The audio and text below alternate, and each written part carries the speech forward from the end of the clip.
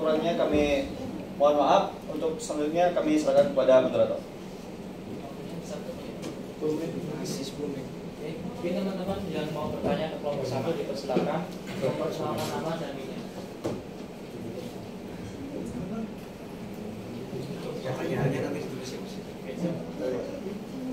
Saya tulis kami izin.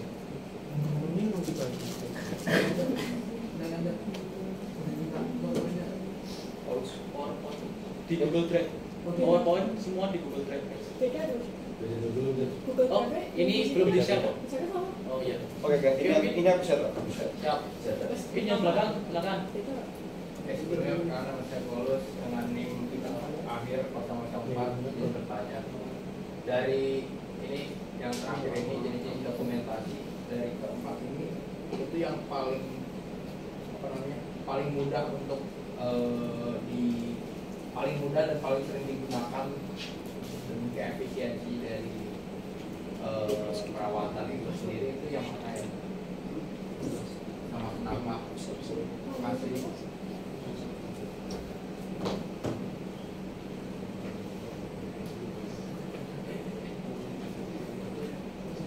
Oke, mungkin dari kelompok 1 apakah langsung dijawab atau kita dulu? Jawab aja.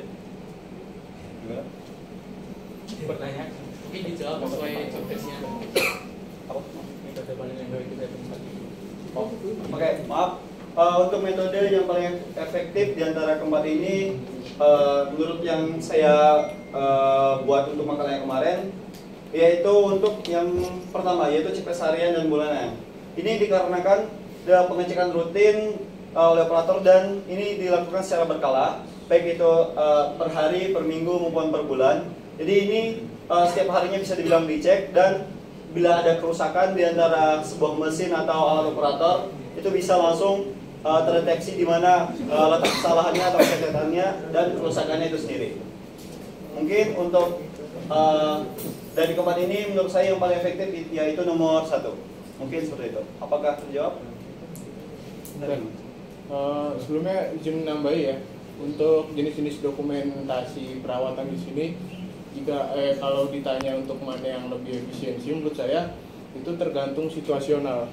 Dalam artian jika kita berhadapan langsung dengan peralatan atau mesin yang kita ingin kerjakan dalam perawatan, ya mungkin itu bisa lebih efisien menggunakan form perbaikan mesin, karena kita nggak setiap hari bakal menggunakan checklist harian gitu. Dan sebaliknya juga untuk checklist harian dan jenis-jenis dokumentasi yang lain. Seperti itu, Mas.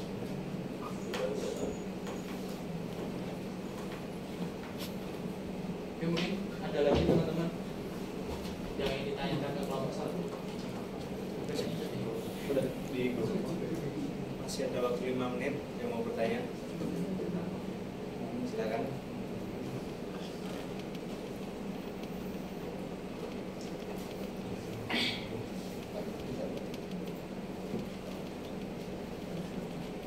Buka bab 3. Buka bab 3.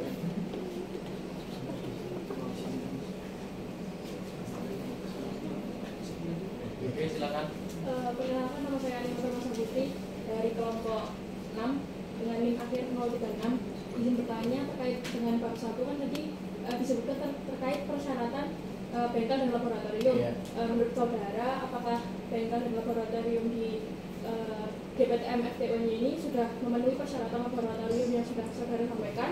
Dan kalau belum, apakah ada beberapa hal yang bisa ditambahkan untuk perbaikan, saran perbaikan di bengkel dan laboratorium? Baik, untuk yang pertama yaitu persyaratan laboratorium di BPTM. Untuk poin yang pertama, ventilasi, terus pencahayaan dan sistem keamanan serta peralatan keselamatan dari APAR dan K3K sudah ada. Jadi untuk poin yang pertama yaitu saya kira sudah lengkap ya.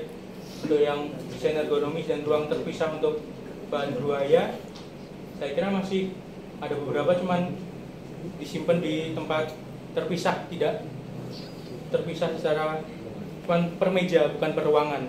Jadi ada beberapa cairan-cairan yang bersifat korosif tapi disimpannya cuma di atas meja sendiri, tidak di dalam ruangan. Mungkin untuk selanjutnya bisa diperbaiki dalam penyimpanan bahan berbahaya, dan untuk standar ISO 17025 itu standar untuk pengujian dan kalibrasi. Saya kurang tahu untuk di laboratorium BPTM apa sudah standar ISO ini atau belum. Mungkin nanti bisa melakukan pengecekan. Untuk yang persyaratan bengkel, saya kira area kerjanya sudah dibagi per jenis aktivitas dan risiko ya. Untuk di kerja bangku bagian tangan-tangan udah ada ruangan sendiri, untuk bagian permesingan berat sudah ada tempat sendiri dan juga ada line warningnya untuk yang hijau dan merah. Dan untuk jalur evakuasi juga saya kira masih banyak pintu. Jadi ini, tapi untuk yang masalah cooling sistemnya di bengkel BPTM itu masih kurang, jadi terkesan pengap kalau kita masih kerja di sana gitu. Mungkin untuk yang perangkat lunak masih belum diterapkan, mungkin bisa untuk kedepannya bisa melakukan penerapan dalam meningkatkan efisiensi dan keselamatan penggunaan alat lengkap untuk preventive maintenance atau maintenance yang lainnya. Ini saya kira begitu. Apakah ada waktu? Sudah waktunya, Is.